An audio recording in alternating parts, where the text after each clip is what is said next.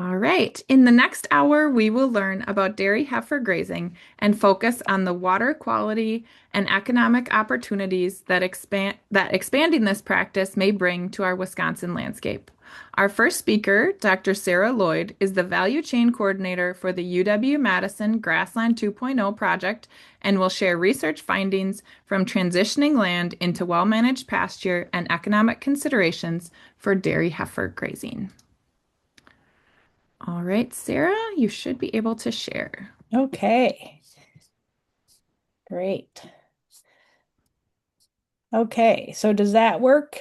People can see that? That looks good to Um, me. yeah, so this is a great opportunity. Thanks so much to UW Extension colleagues. And I want to share with you some background about this work that is coming out of the Grassland 2.0 project that is housed at the UW-Madison Plant and Agroecosystem Sciences Department. This is kind of the background work that we have been doing to understand the ecological and economic opportunities that we think dairy heifer grazing represents for the state and the region. So just to give some background, what's the big idea? Um, the question is, what if more Wisconsin dairy farms raised or had custom contracts for replacement heifers raised on well-managed pasture? There are over 1.26 million cows in the state. You figure that you need about a 38% replacement. And we I just put this out as kind of a thought experiment, with 20% adoption on all the replacement heifers needed, that would be 96,000 heifers annually. If we assume 1 acre per heifer in the Wisconsin grazing season, that could impact 96,000 acres of land. So that's really what we're kind of thinking about. And I want to talk through some of the details about the ecological and economic possibilities for that. Okay, so what we know is that managed grazing can provide high quality, low cost pasture. And just as a shorthand, I'm saying managed grazing. I mean, by that, I mean rotational, intensive, adaptive management. So this is not your grandfather's grazing. That's not sticking the heifers out on the back 40 and hoping you might see them in the fall. This is actively managed with many moves of the animals. But what we can estimate in, Wisconsin silt loam soils, you can produce high quality forage at a fraction of the cost of other forage. So we are estimating 25 cents per animal unit per day for pasture, as opposed to like $1.32 per day per corn silage. We also know that animal performance does quite well. So heifers raised on grass are showing similar, if not even improved, first lactation milk production. And part of that is good dry matter intake. So there are side-by-side trials that have been done up at the UW Marshfield Ag Research Station with USDA dairy forage research. So animals can do well and do well on well-managed pasture. Okay, back to the money question. There's a lot of different ways to look at this. Obviously, if you've seen one farm, you've seen one farm, but and people's cost structures might be different depending on if they own the land or renting the land. But we estimate that you could save about $300 a heifer during that heifer's grazing season. Looking at the FinBin, which is the University of Minnesota's financial database of on-farm economics, an estimate that we've been looking at is that about 99 cents per heifer per day is the well-managed pasture cost. That could be compared to like about $2.50 per head per day in a confinement TMR heifer raising system. So it's a $1.50 a head per day potential savings. So if you're going to in-house your heifers, do your own heifers on grass, that could be a savings to you. But the other thing that we're really looking at is what would it mean to build custom heifer grazing enterprises as an opportunity for people that maybe have recently sold dairy cows. We see a lot of small and mid-sized farms leaving milking. They still have the land, they have animal husbandry, they may have winter housing available. So that's an opportunity that we're looking at, and we think there can be profitable enterprises in custom heifer grazing. If you want to explore this, Grassland 2.0 has developed some tools with the Center for Integrated Agricultural Systems. There is a dairy heifer grazing compass, so you can check your own numbers. You can kind of do a what if on your own soil types and pastures or farms that you're working with. So we, direct you definitely to the heifer compass. If you want to explore this and want to, have someone help you walk through it, please just contact me. We're very happy to get the tool in use. The other thing, and this is where the water quality outcomes comes into play, because heifer getting acreage into well-managed pasture provides the best water quality outcomes when compared to row crop agriculture and even row crop with conservation tillage and cover crops. A well-managed pasture is a superior system for water quality outcomes. And Grassland 2.0 has developed two tools, Grazescape, which is a farm level tool where you can actually look at individual fields. You can do scenarios comparing row crop to well-managed pasture and look at what the phosphorus loss, nitrogen runoff, erosion. You can look at biodiversity impacts. And then Smartscape takes you to the watershed level, lets you look at a watershed in the aggregate and test out what would happen if acres were moved from one cropping system and production system to the other. So I definitely direct you to that. Okay, so, for example, this work was really developed out of a learning hub, so a coming together to build knowledge in the Clover Belt in Marathon County. We ran Smartscape scenarios in the Fenwood Creek to really look at what if we really got dairy heifer grazing going in a big way. And for this is an example, this is the Fenwood Creek watershed. It's a strategic target watershed in the Big O Plain watershed because it has the largest nutrient runoff issues in the watershed.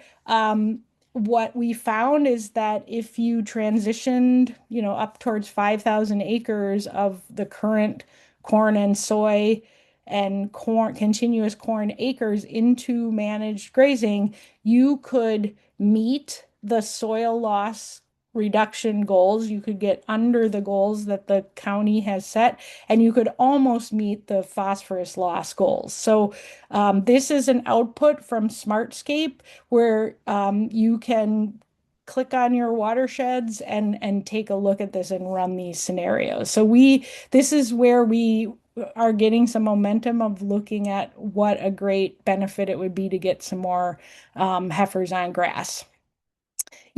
This is an opportunity, as you all know, in working in rural communities and working with farmers, we're having a real loss of small and mid-sized herds in the state. I just put up the herd structure changes for Marathon County. You can really see the loss of the small and mid-sized herds between this is 2012 and 2022.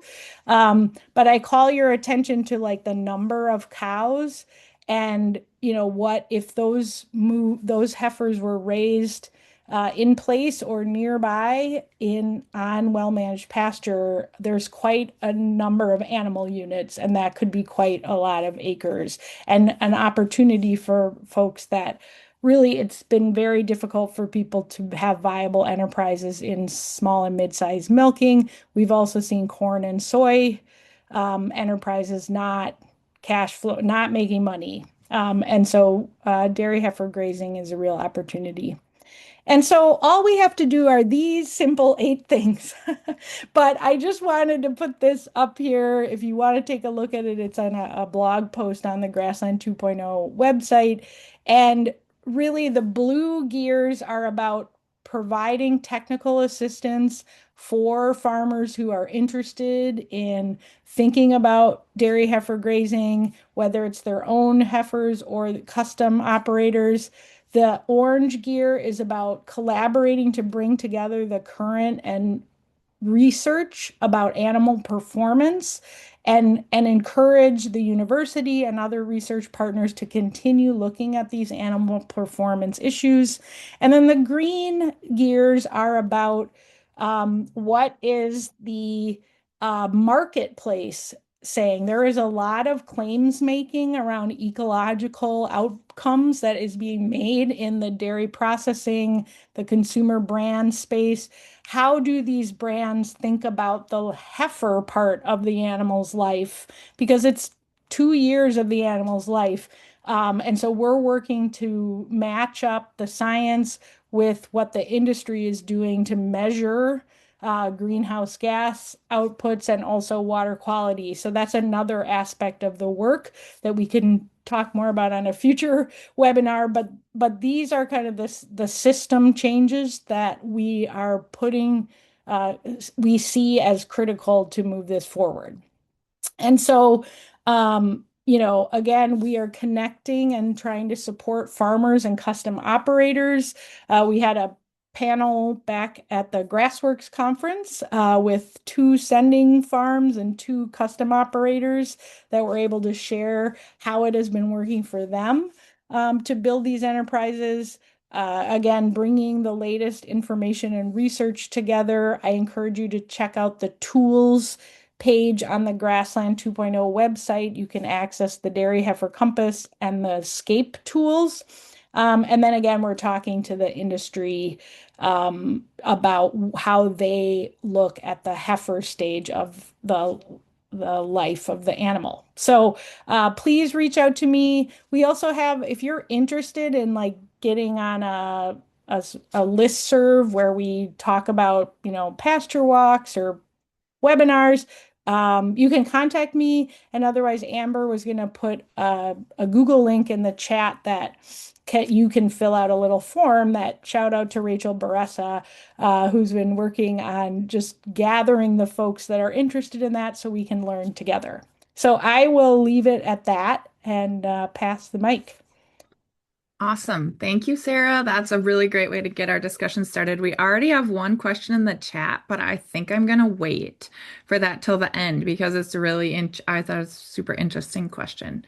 So as we're transitioning to Paul and Stephanie, I want to launch a quick poll here. So I launched a quick poll to collect some demographic information.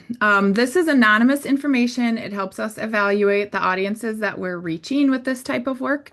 So what we're asking is, this is totally voluntary, but if you would take a minute to fill this out, it really helps us with our work so that we understand who we're reaching. And just as a heads up, there'll be a question as you leave kind of at the end of the webinar too that asks you more about like how effective we were in helping you understand more about today's webinar topic. And so that also really helps us to improve future programs. So we definitely use the information that we're collecting. Okay, so with that, let me introduce you to our next speakers. So our next speakers are Paul Daigle and Stephanie Bowers. Paul is a dairy grazing specialist with the Dairy Grazing Alliance, with 35 years of experience helping grazers get established. He will share the technical assistance available and needed to get set up in dairy heifer grazing.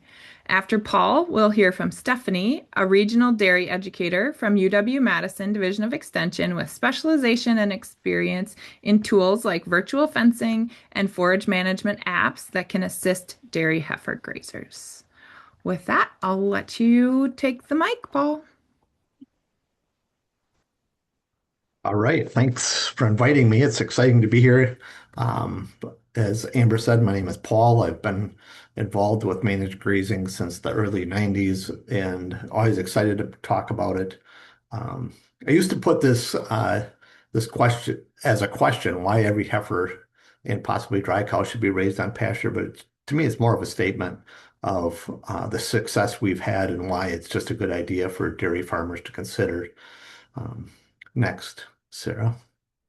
So too many times we ask especially as conservationists, we look, well, what does it do to the soil and runoff and things like that? And certainly farmers are concerned about that. But when I work with farmers, they first question they ask is, will it meet my goals for heifer development?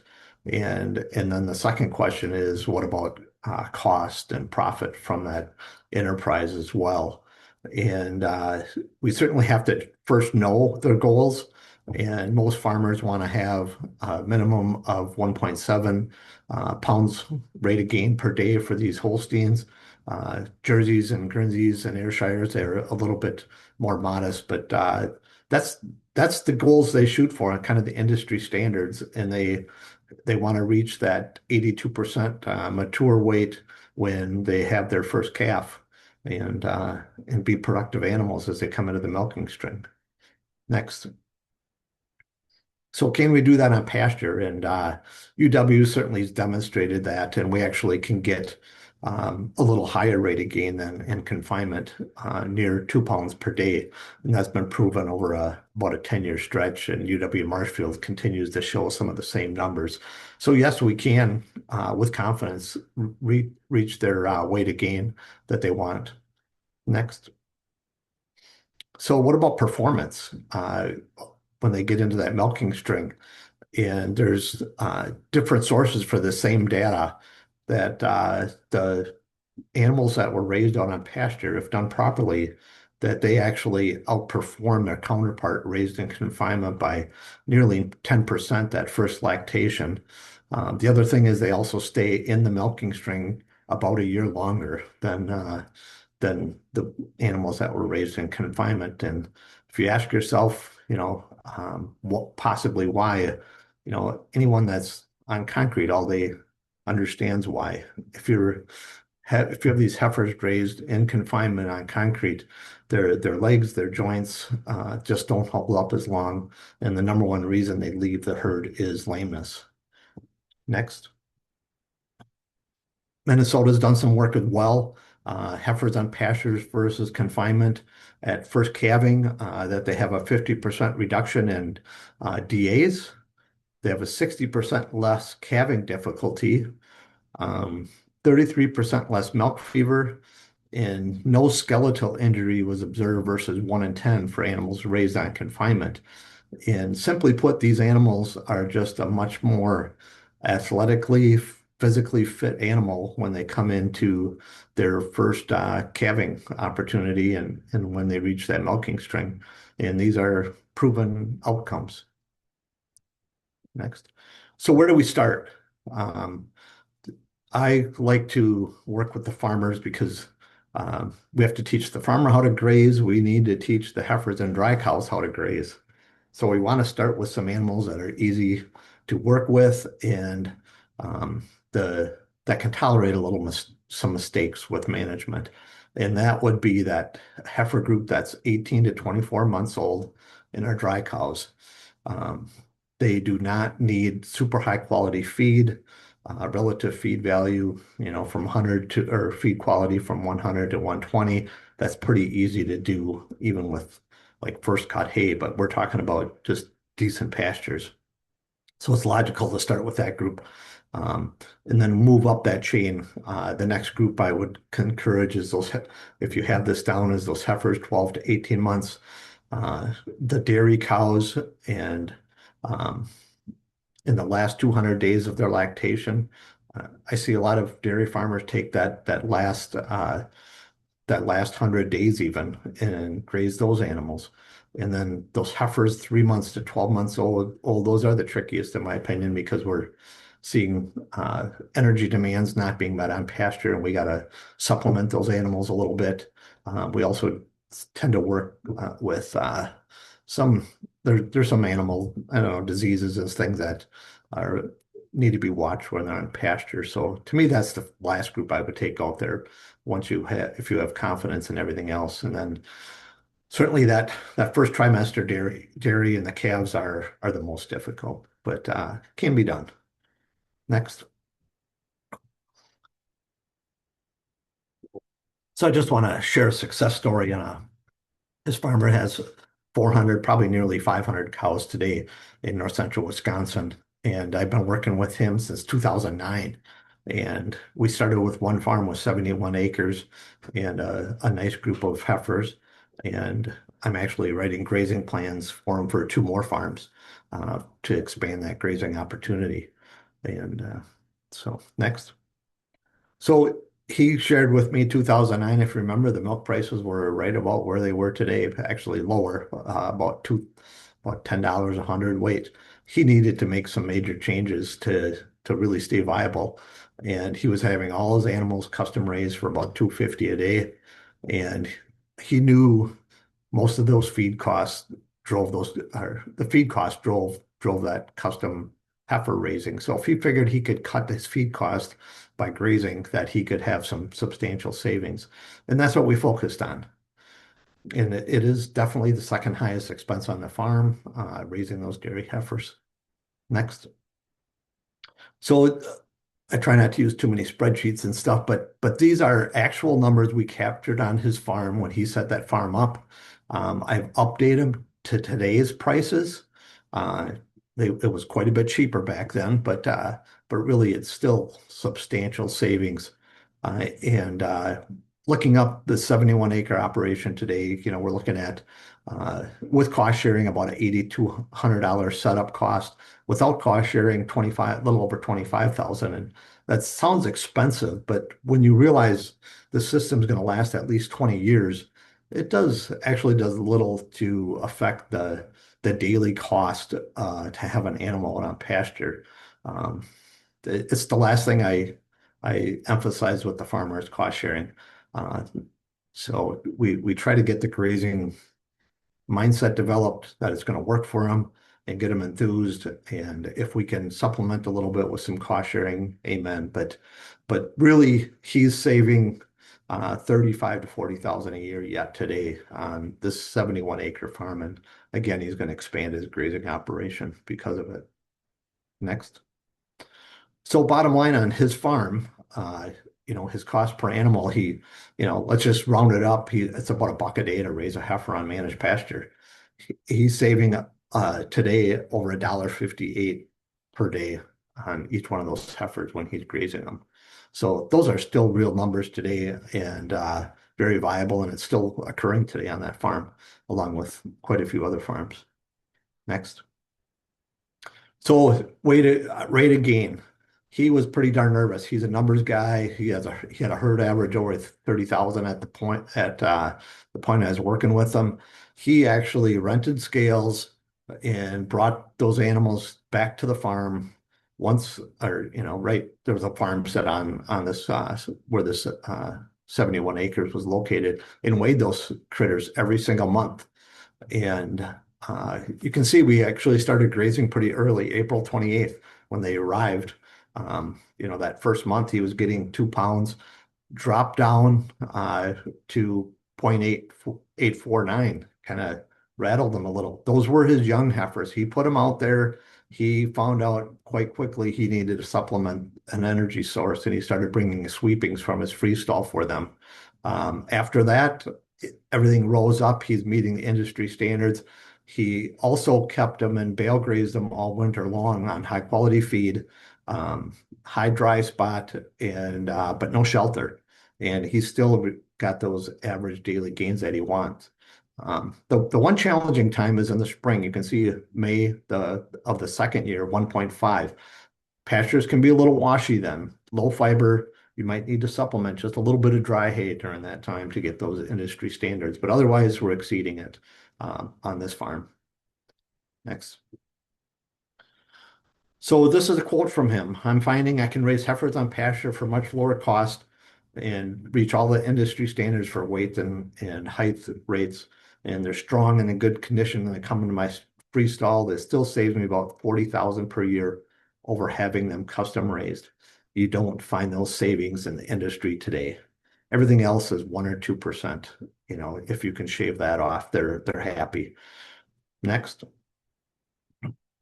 So why do we, as conservationists or land managers, promote management intensive grazing? And Sarah hit on a lot of this, but this always drove me, and it's secondary or tertiary to the farmer, but still concerning. When we have 100% pasture, we're reducing sediment loss by 87%, um, or and phosphorus by 80% and 8% smaller carbon footprint as well. Next. So bottom lines for heifers on pastures, we gained at industry standards. Rotationally grazed heifers show improved production that first lactation. They stay in the herd longer. They have higher fertility rates. They can be produced at 40 to 50% of the cost of comparable custom raising operations. They're very clean and well-conditioned animals, and they significantly do reduce erosion and runoff from the farms. Next. So how do you set up a successful grazing system? And this is where my expertise lies mainly. Let's go ahead, Sarah. So we need a good farm layout, and that starts with a grazing plan. And once those are done, we're looking at good quality perimeter fencing systems. I like a 3-strand perimeter, to be honest with you, with 5,000 volts minimum running through it. I like a wood post every 100 feet and some type of fiberglass or PVC stay every 33 feet. It's the most economical, and it holds up through snow loads and animal loads and everything else. With 3 wires, you can keep that bottom wire up a little bit so you can trim underneath it. If you go lower, if you're going to run calves out there, you might want a lower wire, but you're going to have challenges keeping vegetation off that bottom wire. But this is kind of the tried and true method. Go ahead. So temporary fences, we need either temporary portable fences that can be moved daily. And I'm always, when I talk about rotational grazing or managed pastures, I'm always talking about at least daily moves, sometimes 12 hours even. If you want to have the pastures producing at maximum rate and as well as the animals. And also Stephanie's going to talk about virtual collars, which I really think unleashes the power of managed grazing and reduces labor costs, because that's a huge challenge on dairies today. Next. Watering systems, we can easily design and lay out watering systems. So we have cool, fresh water in every single paddock. We don't want animals traversing back to the water source regularly. We want to keep them out on the pasture. Next.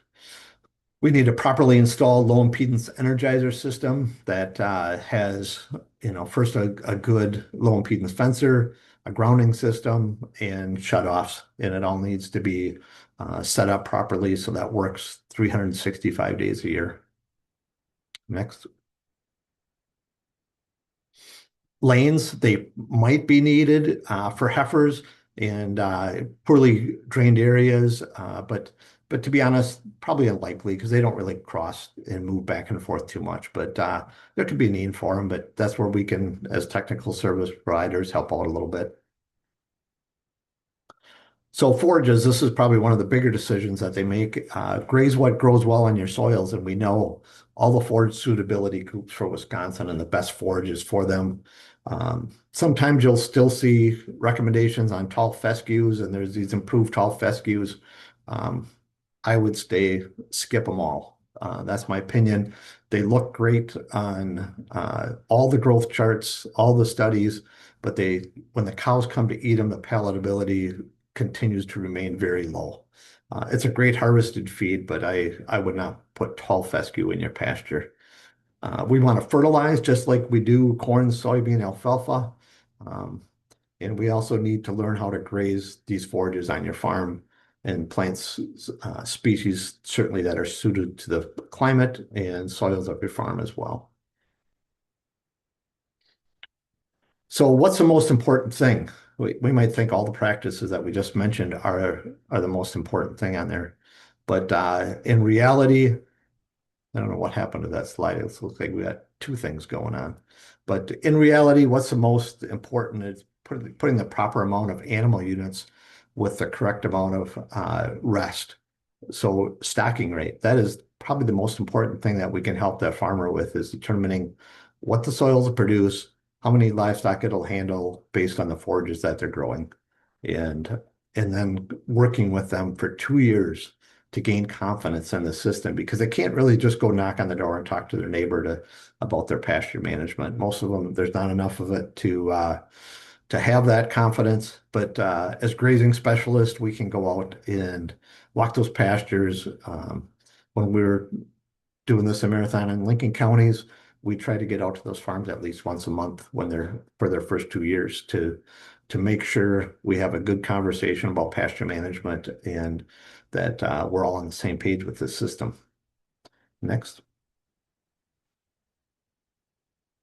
So we want to manage for that blaze of growth as well. And you kind of hear the term take half and leave half, and there's some truth to that, but we're actually talking about dry matter, not just height of the pasture. So what we want to do ideally is graze those pastures when they've already had their blaze of growth, as Andre Voisin would call it. So they maximize their dry matter. The yield is starting to plateau, but the only thing is also happening is quality starting to drop. So if we can graze those, and that's just before heading, so that would be May, June time of the year. Once it's shot at seed head and that seed has taken off, it's more visual. We want to graze when it's 12 to 14 inches tall and leave at least a 4-inch residual I like. So graze it just before that fiber content really increases and palatability starts dropping too. So next. Want to introduce a term untoward acceleration. That's again from Andre Voisin. It's describes a self-destructive downward spiral in pasture management occurring when grazing rotations become increasingly rapid, leading to chronic overgrazing and eventual collapse of pasture productivity. And I saw this over and over. And basically it happens because in Wisconsin, we grow 50% of our forage in 6 weeks' time.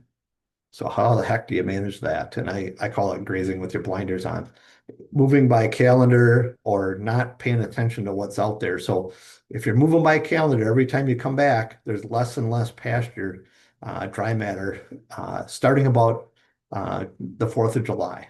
So if you continue to do that, every time you come back, there's less and less forage. Your rotations are too quick. You need to either reduce stocking rate or add more acres to your rotation so you give the proper amount of rest. So you're coming back when those pastures have reached their blaze of growth, which might take 40, 45 days in July and August. There's also an increase in the fall again, so that in growth, so you could slow those rotations down a little bit. But this is the undoing of many grazers, just not watching what's out there, moving animals by calendar. Next. So continue to learn from the mistakes of others. Frankly, you just don't have enough time to make all those mistakes and learn from them yourself. So go to pasture walks, go to grazing conferences, attend webinars like today, and keep learning. And if you remember one thing today, don't overgraze. It's probably the most important thing in managed grazing. You can see here, this is a heifer operation over by Shawano that I worked with Adam Abel on back when he got started, and nearly 700 heifers. And they're ready to move to that next pasture, and you can see how tall that is. It's probably past the blaze of growth that I mentioned, but the residual is what's important. I mean, you can see there's a lot of feed left in that pasture, but once those animals leave, we have our solar collectors, the plants, ready to grow and able to respond quite quickly and be ready for another grazing in 30, 35 days. Next. So Any questions or comments, please feel free to contact me. I'll put my phone number and email address in the chat box as well. But I appreciate you having me here today.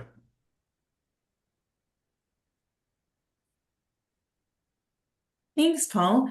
All right. So one of the technologies that we've talked about is a new and evolving technology, and that is virtual fencing. Next. All right. So with virtual fencing, it's been around for a couple years. And the really big questions we want to look at when talking about using virtual fence in a managed grazing system is first and foremost, does it actually work? And is it worth it? So those are the two questions that we're going to dig into. All right, so a high-level overview of virtual fencing, and I can share a little bit about why we're looking at virtual fencing as a management tool. As we look at farmers who are potentially evaluating adopting grazing as a management practice, I've seen that, setting up fence and taking down fence, it's very, very labor intensive. So looking at different tools and technologies that are out there that can possibly help make our farmers' lives a little easier. So this is one of those tools. And so with virtual fencing, you can create and adjust virtual boundaries with a digital map user interface. Here are a couple examples here on the screen, just showing how you can draw paddocks on your phone. Next. So how virtual fencing works is there's two different ways. There's cellular systems, and then there's a base station system, which is also known as a LoRa system. So currently in the United States, there are three brands, eShepherd, No Fence, and Monell, that use cellular systems. They don't use base stations. So if your property has fair to excellent cell phone coverage, that is an option for you. And then eShepherd, Vence, and Halter are three brands that use base stations, and they work really well in areas with poor to limited cellular coverage. Next. So here's kind of just an infographic showing how this works, and I'm sorry this didn't come through right. But in short, with a cellular system, the cow is wearing the collar that talks to, pretend this is a satellite in my beautiful drawings. So the GPS coordinates monitor where the cows are, and it talks to the cell phone tower, which then talks to your cloud database, which then talks to whatever you're using, whether it's your phone or whether it's a computer.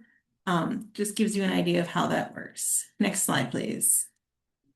All right, and so then if you're in an area with poor connectivity, you just add a base station. And what that does is it's essentially a booster that then allows your collars to then talk to the cell phone tower. All right. Whoops. Okay. Sorry, you can go to the next slide. So I wanted to give you guys a visual of what this can look like. This is an actual ranch in Montana, and the moving blue dots are cattle. And you can just see some of the different management systems that they're using. And so in this particular operation, over on the right-hand side, you can see their water is with the blue dots. So they're using a pinwheel system to graze their animals. And then over on the left-hand side, all these other little blue dots are different water sources. So this gives you an idea of some of the possibilities with virtual fencing and how it's working for this particular operation. Yeah, it's kind of fun to watch, right? Next slide, please.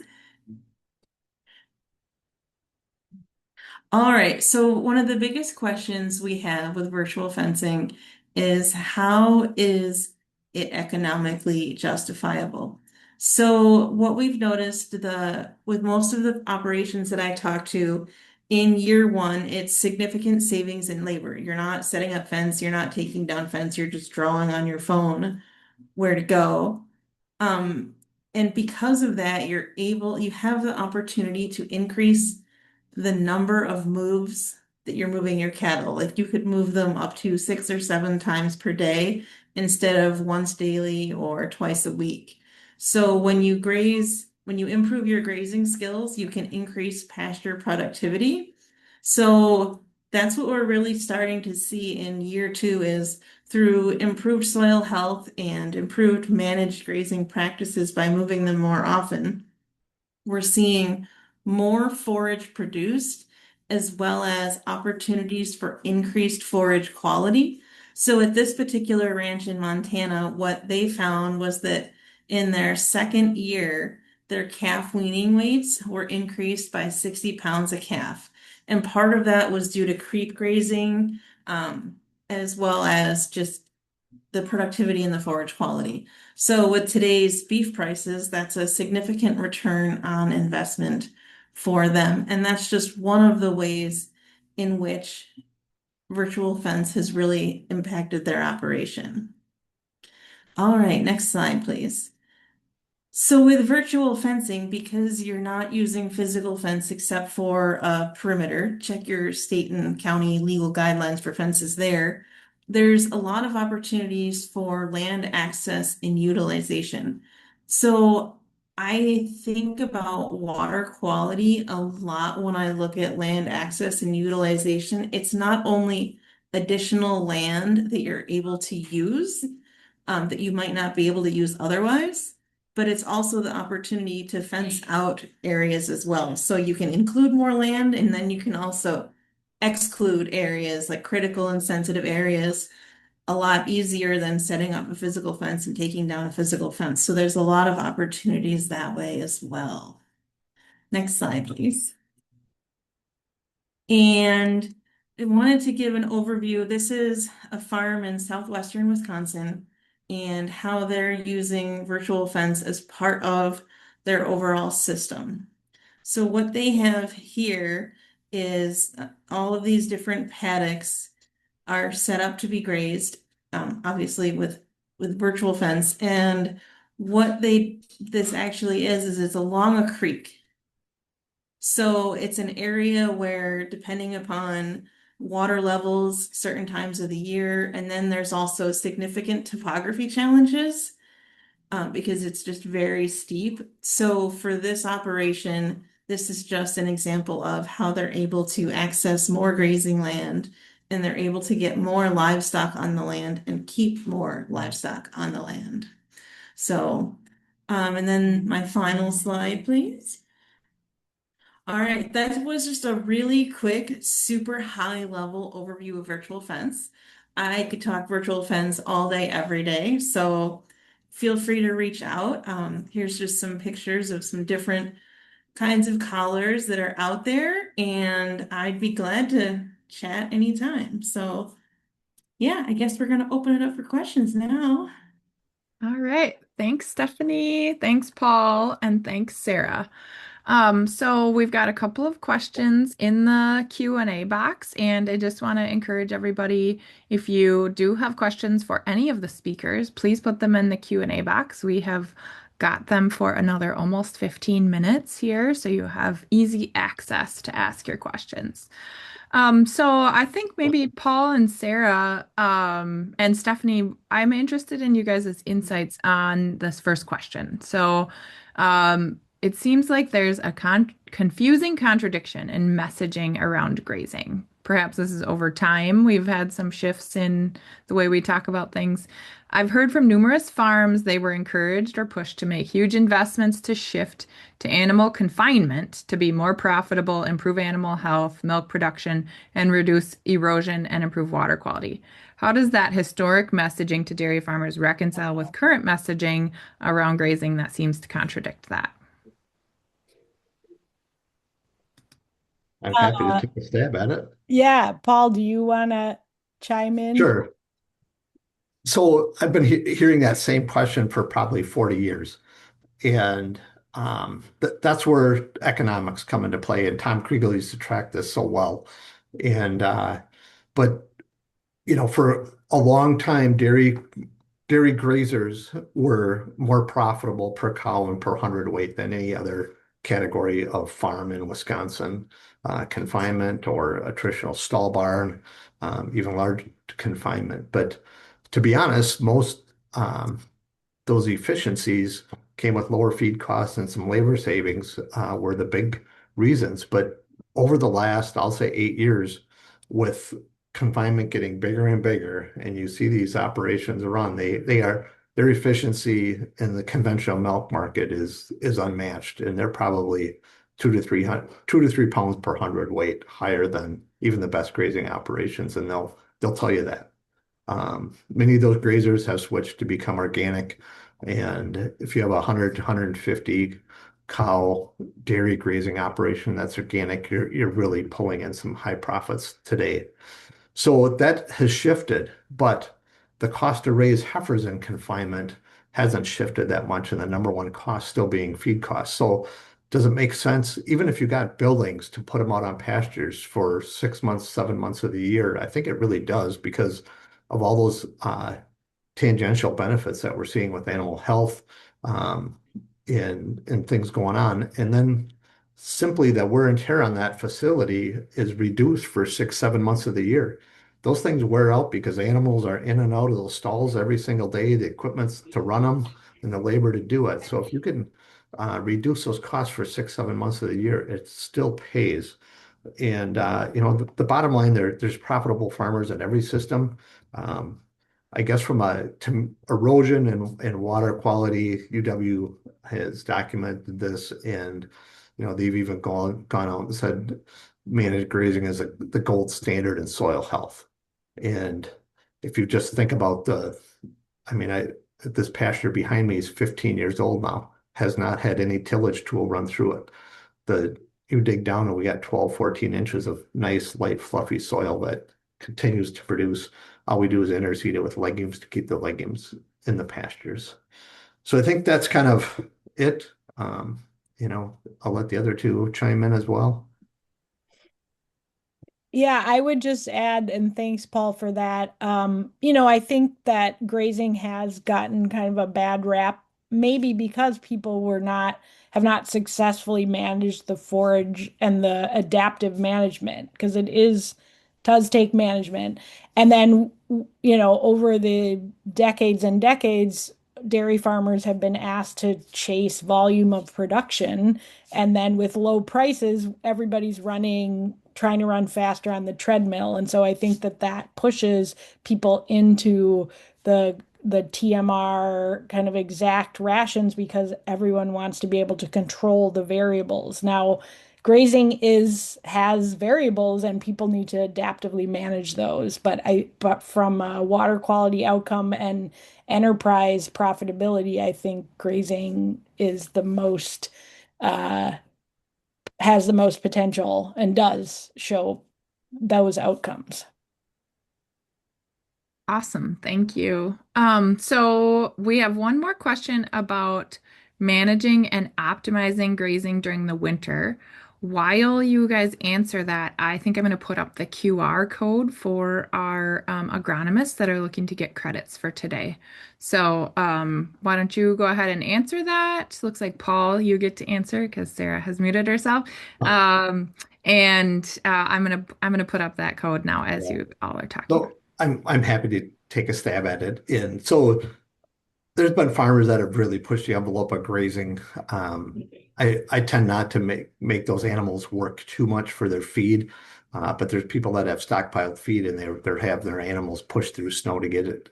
I think you really limit dry matter intake too much.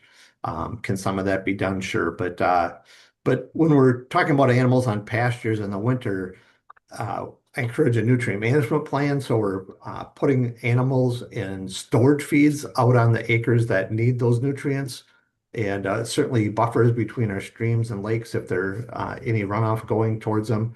Could be the Achilles heel for a grazing system, and then probably the most popular thing is bale grazing and pre-setting bales in November, cutting the strings off, but still moving animals on a daily basis through those bales so the nutrients are spread evenly and animals stay super clean.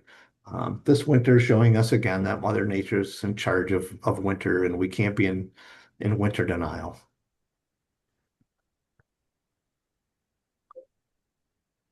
Yeah, and I'm just going to put in the chat a nice UW Extension winter bale grazing guide that Jason Cavadini put together. And there's other things out there, but I think, it gives people some background on how to manage winter. And then I'd also look for like stockpiling guidance. Yeah. Yeah, I can add a little more to that. I think it highly depends upon your situation and what your goals are. For dairy animals, winter grazing can be a significant challenge, obviously, because of forage quality.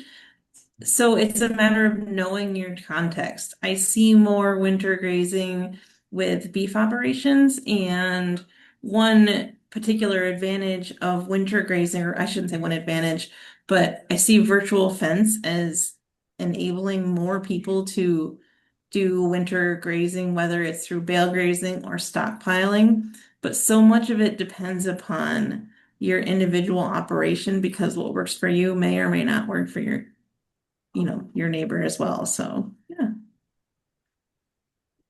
Awesome. Yes. Yeah. Winter does not always mean the same thing every year now or every day. And I'm having some grazing happening in my yard, but mostly of the deer variety at the moment. So maybe I wish I could have a virtual fence to keep them somewhere else. Anyways, I appreciate the expertise you all have shared today. So you've seen the QR code to scan and register for those CCA credits if you need to get those. And then I also launched the poll for giving us some feedback on uh, what you learned from today, and hopefully that this time together has helped you. So we really appreciate you all spending time asking great questions. And we are also going to invite you to visit our Ag Water Quality Program website for previous recorded webinars and more information. The recording for all of the webinars that will happen in this series, as well as previous ones, will be uploaded to YouTube, and they're linked on our website as well. So you can go back a couple of years if you're interested in previous webinars. And in the chat box, there's also a link to register for the Discovery Farms multi-state webinar because that's a separate registration than these other 7 webinars that you've registered for. So we appreciate your time today. We'd love to have you back next week to hear diving deeper into tile drainage featuring installation and conservation practice considerations. That is an encore and expansion of a breakout session that was originally presented at the Water and Soil Health Conference in December.